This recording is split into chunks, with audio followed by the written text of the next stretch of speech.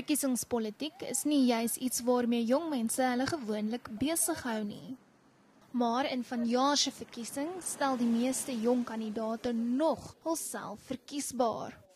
Fiona Boysen is net 18 jaar oud. Sy het verlede jaar gematrikuleer. Boysen is nou 'n kandidaat vir die Patriotic Alliance in Worcester se Breede Riviervallei munisipaliteit. Ek as iemand wat 'n verandering wil sien. Ek kan dit nie alleen doen nie, maar saam kan ons dit doen. Boysen sê sy het goeie ondervinding opgedoen toe sy in die dorp se juniorraad gedien het. Sy voel ook nie geïntimideer deur ouer politici nie.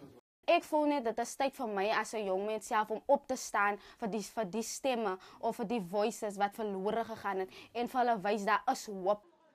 Nog 'n tiener, Nomzamo Zoya, is 'n verteenwoordiger vir die EFF in die Drakensberg munisipaliteit in die Parel. Op verkiesingsdag volgende maand sal Zoya 18 jaar, 7 maande en 24 dae oud wees. Politics are for everyone, someone who's passionate to serve people's needs and services.